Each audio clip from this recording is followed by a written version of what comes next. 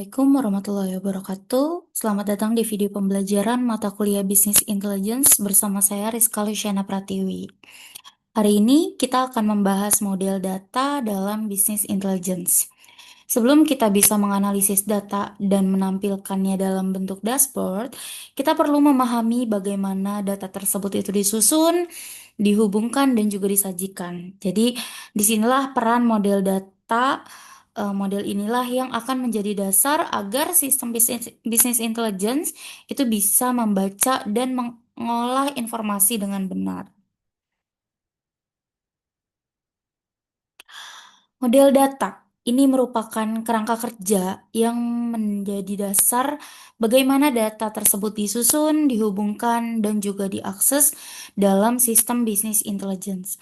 Jadi, bukan hanya soal gimana datanya itu disimpan, tapi juga gimana data tersebut itu bisa saling terhubung, bisa saling menghasilkan pengetahuan yang bermanfaat untuk pengambilan keputusan bisnis. Jadi, hari ini kita akan membahas konsep dan jenis-jenis model data yang biasanya digunakan dalam ekosistem bisnis intelligence, mulai dari model hingga yang lebih kompleks ya, dan juga bagaimana masing-masing dari itu membantu kita untuk memahami hubungan antar data dalam ekosistem bisnis intelligence. Mungkin kita bertanya-tanya, kenapa sih model data begitu penting dalam bisnis intelligence? Alasannya sebenarnya sederhana, karena model data itu membantu kita menyatukan dan memahami data dengan lebih baik.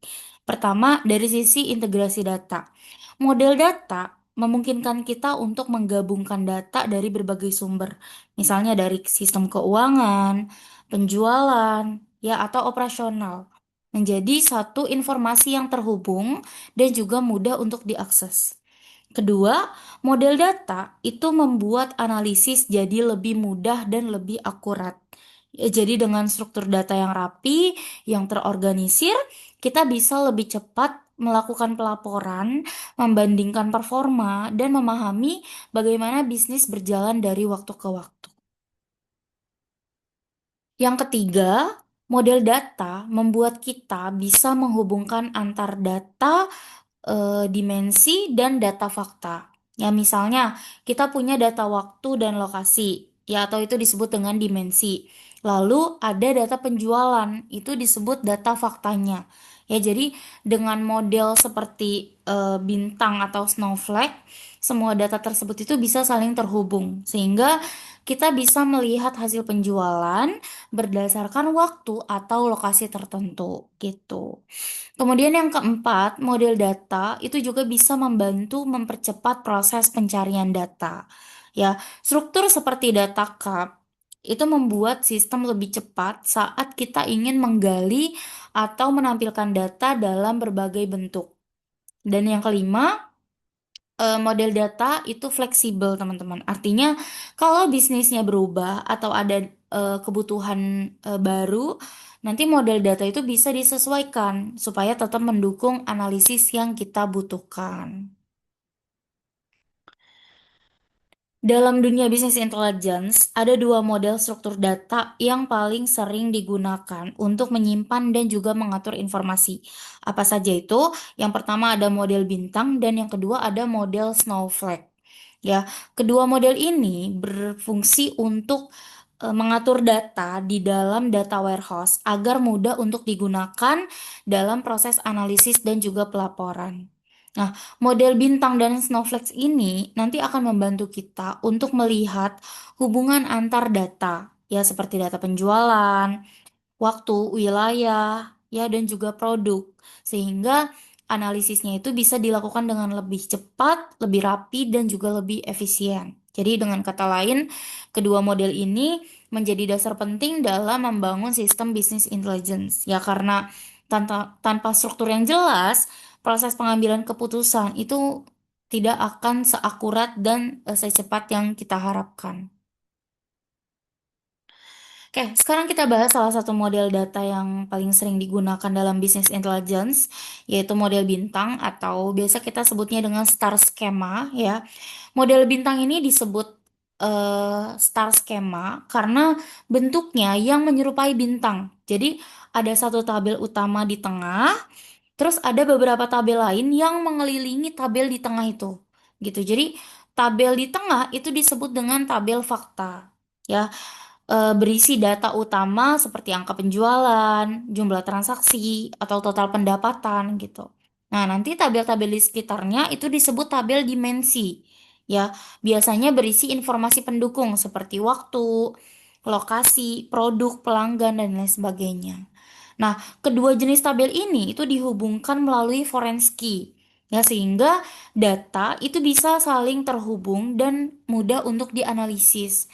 Nah, keunggulan dari model bintang ini itu adalah sederhana, cepat, ya, dan mudah untuk dikelola gitu. Karena model ini itu dirancang supaya sistemnya bisa memberikan respon query yang cepat, ya, sehingga cocok digunakan dalam data warehouse atau business intelligence yang berfokus pada pembacaan data, ya, bukan penginputan data, seperti itu. Nah, struktur seperti ini itu membuat hubungan antar data jadi lebih jelas dan lebih mudah untuk dipahami. Ya, kita bisa dengan cepat melihat ya misalnya berapa penjualan yang terjadi di wilayah tertentu ya pada waktu tertentu ya atau untuk jenis produk tertentu karena bentuk dan hubungannya itu sederhana ya. Skema bintang itu sangat sering digunakan em, dalam bisnis intelligence yang terutama untuk analisis data yang membutuhkan hasil lebih cepat gitu dan juga mudah untuk diinterpretasikan seperti itu. Nah, di sini model bintang itu memiliki beberapa keuntungan yang membuatnya banyak digunakan dalam bisnis intelligence. Ya, yang pertama adalah kesederhanaannya. Nah, struktur model bintang ini mudah untuk kita mengerti dan mudah untuk kita terapkan. Ya, pengguna itu bisa dengan cepat memahami hubungan antara data utama dan data pendukungnya. Ya, terus yang kedua, kinerjanya itu cepat. Ya, karena hubungan antar tabel fakta dan tabel dimensinya ini langsung, jadi proses pencarian dan analisis datanya itu juga bisa dilakukan lebih cepat dan lebih efisien. Dan yang ketiga, model ini fleksibel. Artinya, kalau nanti kita ingin menambahkan dimensi baru, ya, misalnya dimensi wilayah atau jenis pelanggan, nanti kita bisa melakukannya tanpa harus mengubah struktur utama yang sudah ada. Jadi, secara keseluruhan, model bintang ini cocok digunakan untuk sistem bisnis intelligence karena kemudahannya, kecepatannya, ya, dan bisa berkembang sesuai dengan kebutuhan bisnis organisasi. Nah, walaupun model bintang ini punya banyak kelebihan, tentu pasti ada juga beberapa kekurangannya. Yang pertama adalah redundansi data. Ya, kadang ada data yang berulang gitu ya, misalnya atribut yang sama ada muncul di beberapa baris tabel fakta. Ya, ini bisa menyebabkan penggunaan ruang penyimpanannya jadi lebih besar. Ya, terus yang kedua, model ini kurang cocok untuk data dengan detail yang lebih tinggi. Ya, kalau kita ingin menyimpan data mentah atau data transaksi yang belum diringkas, model bintangnya jadi kurang efisien. Ya, karena strukturnya memang dirancang untuk analisis ringkasan gitu. Dan yang ketiga, model ini tidak terlalu fleksibel untuk kebutuhan data yang sering berubah dengan cepat ya. Kalau struktur bisnis atau jenis data berubah dengan cepat, penyesuaian di model bintang ini bisa cukup rumit ya dan bisa memakan waktu lebih lama. Jadi model bintang ini sangat bagus untuk analisis yang lebih stabil dan juga lebih terstruktur, tapi kurang cocok untuk lingkungan data yang sering berubah atau yang sangat detail gitu ya. Nah, ini adalah contoh struktur dari model bintang atau star skema. Ya, di bagian tengah itu ada tabel fakta bernama Fact Sales. Ya, tabel ini berisi data utama yang ingin dianalisis. Ya, misalnya ada produk ID, store ID, employee ID, ada price, ada quantity ya. Jadi tabel di tengah ini itu bisa mencatat fakta dan kejadian yang ada di bisnis kita ya seperti data penjualan yang terjadi saat itu gitu. Nah, lalu di sekelilingnya ada beberapa tabel dimensi ya, ada dim store, dim employ, kemudian ada dim time, dim product, ada dim sales type ya. Nah, setiap tabel dimensi ini itu berisi informasi yang menjelaskan data pada tabel fakta. Ya, misalnya di sini ada dim store. Dim store ini menyimpan informasi tentang toko, ya kan? Terus ada dim employ. Dim employ ini berisi data karyawan. Terus ada dim produk. Dim produk berisi detail produk waktu. Detail produk ya. Terus ada dim time. Dim time ini mencatat waktu transaksi. Terus ada dim sales type itu menjelaskan jenis-jenis penjualannya. Jadi setiap tabel dimensi ini dihubungkan dengan tabel fakta melalui foreign key yang membentuk pola seperti bintang. Ya, inilah alasan kenapa disebut dengan star schema. Ya, jadi dengan struktur seperti ini, data itu bisa dianalisis dengan mudah. Misalnya kita bisa melihat penjualan per toko, penjualan per karyawan, atau penjualan berdasarkan jenis produk dan juga berdasarkan waktu tertentu gitu. Nah, struktur tabel model ini itu membantu kita untuk menghubungkan data utama dengan informasi pendukungnya secara jelas dan juga secara sederhana untuk analisis dalam sistem bisnis intelligence. Oke, lanjut. Nah, ini adalah contoh penerapan model bintang dalam bisnis penjualan retail ya. Jadi sebuah perusahaan retail yang memiliki banyak cabang toko di berbagai kota, mereka menjual berbagai produk seperti pakaian, sepatu, dan juga aksesoris. Nah, setiap hari ribuan transaksi penjualan itu terjadi ya, dan semua data ini perlu disimpan serta dianalisis agar manajemennya itu bisa mengetahui bagaimana performa bisnis mereka. Nah, disinilah model bintang itu digunakan. Ya, jadi di sini di bagian tengah itu ada tabel fakta sales yang menyimpan data transaksi penjualan. Ya, seperti jumlah barang yang terjual, terus ada pendapatan, ada diskon, ada total harga, dan lain sebagainya. Ya, kemudian tabel ini terhubung dengan tiga tabel dimensi di sekelilingnya. Yang pertama ada tabel customer. Ya, tabel customer ini menyimpan data pelanggan seperti nama, ID pelanggan, alamat, tipe pelanggan, terus ada tabel produk yang berisi informasi produk seperti nama, kategori, harga, terus ada tabel time yang mencatat waktu transaksi, ya ada tanggal, ada bulan, ada tahun gitu. Nah, hubungan antar tabel fakta dan tabel dimensi ini membentuk pola seperti bintang. Ya. Nah, dengan struktur ini jadi perusahaan itu bisa dengan mudah menjawab seperti pertanyaan kayak gini. Produk apa nih yang laris bulan ini? Ya itu bisa dilihat nanti di sini. Ya terus cabang mana nih yang menghasilkan pendapatan tertinggi?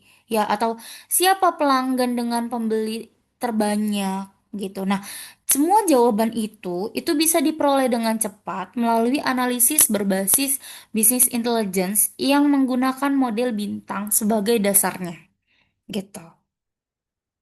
Oke, misalnya sebuah perusahaan retail ingin memahami kinerja penjualannya setiap hari. Ya, jadi dengan model bintang mereka bisa melakukan analisis penjualan harian, melihat berapa banyak produk yang terjual dan berapa besar pendapatan yang dihasilkan setiap hari. Ya, selanjutnya di sini juga bisa menganalisis waktu. Jadi perusahaan itu bisa mengamati tren penjualan, misalnya apakah penjualannya meningkat saat akhir pekan, ya, apakah ada musim tertentu ketika produk tertentu itu lebih banyak dibeli, gitu. Misalnya akhir bulan atau ketika sedang eh, apa namanya puasa atau saat saat Idul Fitri berlangsung, atau saat hari-hari keagamaan lain, atau saat tanggal merah, dan lain sebagainya. Gitu, itu bisa dianalisis dari aspek waktu gitu. Kemudian ada analisis pelanggan. Nah, dari data yang tersimpan, di sini perusahaan bisa mengetahui siapa nih pelanggan yang sering berbelanja, terus produk apa yang mereka sukai. Ya, kalau misalnya contohnya di Shopee ya, Shopee itu kan ada VIP ya, Shopee VIP. Terus siapa aja pelanggan VIP yang memberikan kontribusi terbesar terhadap pendapatan mereka, kayak gitu. Ya, dan terakhir di sini kita bisa menganalisis dari aspek produk. Ya, jadi perusahaan bisa melihat produk mana yang paling laris, kategori apa yang paling diminati, produk mana yang perlu ditingkatkan promosi atau stoknya gitu. Jadi dengan model bintang seperti ini, semua informasi penting itu bisa diakses dengan cepat dan juga dengan mudah. Jadi membantu manajemen banget ya dalam mengambil keputusan bisnis yang lebih cepat dan juga lebih strategis. Oke, sekarang kita lanjut ke model Snowflakes. Ya, model Snowflakes ini disebut juga dengan skema kepingan salju. Jadi, model Snowflakes ini sebenarnya merupakan pengembangan dari model bintang ya, teman-teman. Kalau di model bintang, itu setiap tabel dimensinya kan langsung terhubung ke tabel fakta. Nah, kalau misalnya model Snowflakes, tabel dimensinya ini bisa dibagi lagi jadi subdimensi gitu. Artinya struktur datanya jadi lebih detail, jadi lebih kompleks gitu. Misalnya tabel produk. Ya, tabel produk itu bisa dipecah lagi jadi tabel kategori produk atau tabel subkategori produk gitu. Nah, kemudian, model ini itu banyak digunakan dalam business intelligence dan juga data warehouse, terutama ketika data yang disimpan itu sangat besar, ya, dan memerlukan struktur yang lebih rapi, ya, atau terorganisir gitu.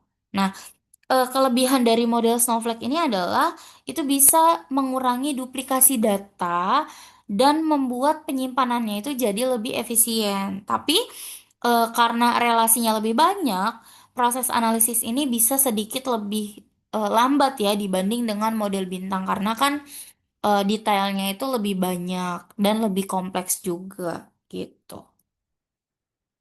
Nah, dalam model Snowflake, tabel-tabel dimensi itu tidak berdiri sendiri, ya kayak di model bintang. Justru sebaliknya, ya tabel dimensi di sini dipecah lagi jadi subdimensi yang lebih spesifik, yang lebih kompleks, dan terhubung secara logis. Ya, misalnya, tabel produk tadi bisa dipecah menjadi tabel kategori produk, subkategori produk. Ya, jadi struktur seperti ini tuh memang eh, modelnya itu lebih kompleks ya, bisa tapi justru bisa memudahkan analisis, terutama jika data yang digunakan itu sangat besar atau sangat detail gitu. Nah, kalau kita lihat dari diagramnya, bentuk hubungan antara tabel fakta dan tabel-tabel dimensi ini terlihat bercabang seperti kristal es. Ya, karena itulah model ini itu disebut snowflake schema gitu. Ya, jadi setiap setiap tabelnya ini dihubungkan menggunakan kunci relasi atau disebut dengan foreign key, ya, terhubung eh, sehingga datanya itu tetap teratur, terhubung dan siap untuk digunakan ya untuk dianalisis dalam sistem bisnis intelligence. Nah, di model Snowflake, setiap dimensi itu biasanya punya tingkatan atau level data. Ya, contohnya di dimensi waktu kita bisa punya urutan seperti tahun, bulan, hari, ya. Nah, dalam model Snowflake, setiap level ini nanti disimpan di tiap tabel yang berbeda, teman-teman.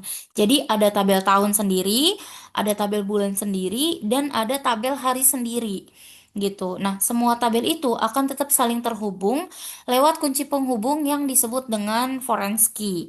Ya, jadi dengan cara ini datanya itu jadi lebih rapi, lebih terstruktur ya. Jadi kita bisa melihat laporan berdasarkan tahun atau membandingkan antar bulan atau menganalisis data sampai ke tingkat yang harian kayak gitu.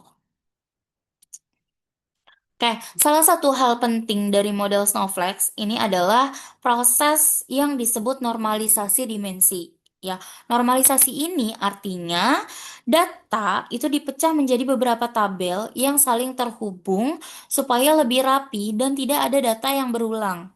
Ya, misalnya dalam dimensi produk itu kita bisa memisahkan tabel produk utama, tabel kategori produk, dan tabel subkategori.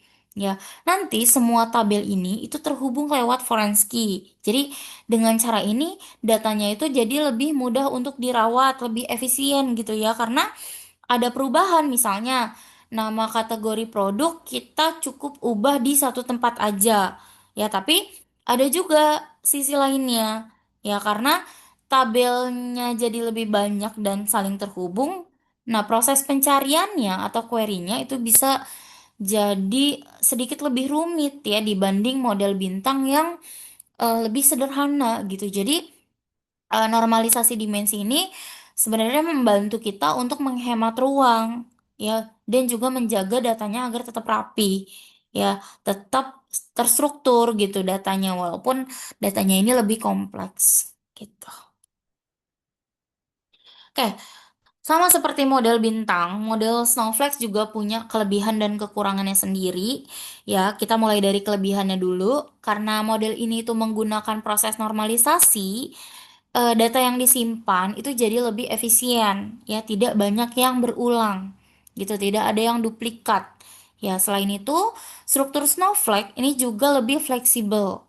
Ya, jadi kalau ada perubahan, misalnya pada kategori produk atau level data tertentu, itu kita bisa memperbaruinya dengan mudah, ya tanpa mengganggu tabel-tabel yang lainnya, gitu. Nah, sekarang kekurangannya. Model Snowflake ini punya struktur yang lebih rumit, ya dibanding dengan apa yang bintang ya. Karena tabel dimensinya ini dipecah-pecah menjadi beberapa bagian. Ya, jadi akibatnya proses pencarian datanya ini atau query-nya itu jadi lebih kompleks karena sistem harus menggabungkan banyak tabel sekaligus. Nah, selain itu, kalau tidak dikelola dengan baik, kinerjanya itu bisa melambat ya dan hubungan antar tabelnya itu harus diatur dengan sangat hati-hati. Oke, ini adalah contoh struktur tabel pada model Snowflake. Ya, jadi kalau kita perhatikan tampilannya itu memang terlihat lebih rumit ya dibanding dengan model bintang. Dan disinilah letak perbedaannya. Ya, di bagian tengah itu masih ada tabel fakta bernama Vexelles. Tabel ini menyimpan data utama ya sama seperti yang ada di model bintang. Itu ada product ID, store ID, employee ID, price, quantity, dan lain sebagainya. Tapi yang berbeda adalah tabel-tabel dimensinya ini sudah dipecah menjadi beberapa bagian yang lebih kecil lagi. Ya, contohnya di tabel dim store. Tabel dim store itu tidak langsung berdiri sendiri. Ya, di sini dia terhubung ke tabel dim city. Ya, kemudian dari dim city ke dim region. Ya, terus kemudian ada dim state hingga dim country. Kayak gitu. Terus juga dengan dim time. Dim time juga sama. Ya, dipecah menjadi tabel dim year, dim month, ya, dim week, sama dim weekday. Ya, jadi struktur seperti ini itu disebut dengan hierarki dimensi, teman-teman. Dan disinilah yang membuat model ini disebut dengan snowflake skema. Jadi cabang-cabang tabelnya ini membentuk pola seperti kepingan salju yang lebih banyak gitu ya.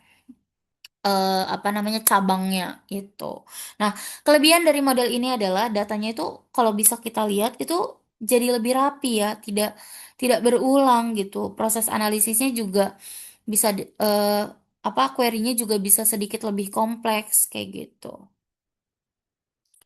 Nah, sebenarnya model Snowflake ini memiliki isi data yang mirip dengan model bintang. Keduanya itu sama-sama memiliki tabel fakta yang berisi data utama seperti tadi penjualan, jumlah atau pendapatan gitu ya. Jadi Kalau kita lihat isi tabel faktanya, kolom-kolomnya itu sama saja di kedua model tersebut gitu. Nah, perbedaan utamanya adalah ada di cara tabel dimensinya itu disusun. Nah, kalau pada tabel bintang, tabel dimensinya itu kan berdiri sendiri ya di sekitar tabel fakta. Nah, sementara di model snowflake, tabel-tabel dimensinya itu dipecah lagi jadi subtabel yang lebih kecil, yang lebih spesifik gitu. Jadi proses pemecahan ini itu disebut normalisasi. Ya, nanti hasilnya itu bikin struktur tabelnya itu terlihat lebih bercabang. Ya, seperti bentuk kristal salju kayak gitu. Nah, dalam dunia bisnis intelligence, kita itu sering mendengar istilah dimensi. Ya, apa sih sebenarnya dimensi itu? Jadi, secara sederhana, dimensi ini adalah karakteristik atau atribut yang membantu kita untuk memahami data dari berbagai sudut pandang. Ya, kalau tabel fakta itu berisi angka atau hasil perhitungan, maka tabel dimensi ini memberi konteks untuk angka-angka tersebut. Gitu, contoh. Kita bisa melihat data penjualan dari dimensi waktu, ya seperti tahun, bulan, atau hari gitu. Atau bisa juga dari dimensi produk, ya yaitu dari jenis produk, kategori barang yang dijual atau kategori produk gitu. Terus ada lagi dimensi pelanggan. Dimensi pelanggan ini kita bisa melihat siapa yang membeli, terus juga ada dimensi lokasi untuk tahu di mana transaksi itu terjadi. Jadi dengan adanya dimensi, data yang tadinya cuma angka, ya bisa kita lihat dari berbagai arah, gitu ya. Sehingga analisis bisnisnya itu jadi lebih bermakna ya, jadi lebih mudah untuk kita pahami. Nah, setelah kita tahu apa itu dimensi, sekarang kita bahas pemberi konteksnya. Ya, yang pertama dimensi ini, sorry, sekarang kita bahas perannya. Ya, perannya. Yang pertama dimensi dimensi ini berfungsi sebagai pemberi konteks. Artinya, dimensi ini membantu menjelaskan data utama atau data fakta. Ya, contohnya data penjualan harian itu akan lebih bermakna kalau kita tahu kapan penjualan itu terjadi. Ya, itu masuk ke dimensi waktu. Ya, terus siapa yang membeli? Itu masuk ke dimensi pelanggan. Dan produk apa yang dijual? Ya, itu masuk ke dimensi produk. Ya. Terus yang kedua, dimensi berperan dalam pengelompokan data. Dengan dimensi, kita bisa mengelompokkan data berdasarkan kategori tertentu. Misalnya, melihat penjualan berdasarkan wilayah, berdasarkan toko, atau jenis produknya. Ya. Dan yang ketiga, dimensi ini bisa digunakan untuk menyaring ya atau memotong data. Ya, jadi kita bisa melihat data yang ingin dilihat saja. Misalnya seperti penjualan hanya untuk bulan Januari, ya atau kita ingin melihat produk dengan kategori tertentu gitu. Jadi eh, peran-peran dimensi ini membuat analisisnya itu jadi lebih fokus dan lebih mudah untuk dipahami. Oke, setelah kita membahas dimensi, sekarang kita masuk ke fakta. Ya, secara sederhana, fakta ini adalah data yang bisa diukur atau dihitung. Ya, biasanya fakta ini berhubungan dengan angka-angka yang menunjukkan kinerja bisnis atau hasil dari suatu aktivitas. Misalnya, dalam bisnis penjualan, ya, contoh data fakta itu bisa berupa jumlah barang yang terjual, total pendapatan, keuntungan, ya, atau jumlah transaksi. Ya. Nah, data fakta ini nantinya akan dihubungkan dengan tabel dimensi seperti waktu, pelanggan, produk gitu ya, supaya bisa dianalisis dari berbagai sisi gitu. Jadi bisa dibilang kalau dimensi ini menjelaskan apa dan kapan, maka si fakta ini menunjukkan berapa. Jadi yang bisa diukur atau bisa kita hitung. Nah, keduanya itu saling melengkapi dalam sistem bisnis intelligence untuk memberikan gambaran tentang kinerja bisnisnya. Oke, Peran fakta dalam bisnis intelligence. Nah, ini yang pertama, fakta itu berfungsi untuk mengukur kinerja bisnis. Jadi, dari data fakta, kita bisa tahu nih seberapa besar sih penjualan kita, berapa pendapatan yang kita peroleh, berapa banyak barang yang kita produksi, gitu. Jadi, fakta ini memberikan gambaran langsung tentang hasil dari kegiatan bisnis yang sudah kita jalankan, ya. Yang kedua, fakta menjadi dasar untuk analisis dan pengambilan keputusan.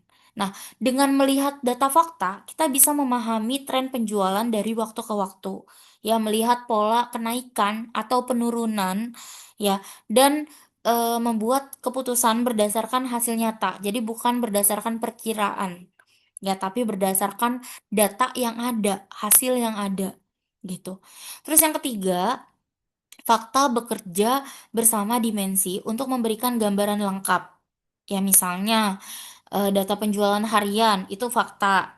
Bisa kita analisis berdasarkan waktu, wilayah, atau jenis produk yang berupa dimensi, gitu. Jadi dari situ kita bisa tahu nih kapan penjualan tertinggi terjadi, di mana cabang terbaik berada, produk apa yang paling laris, dan lain sebagainya.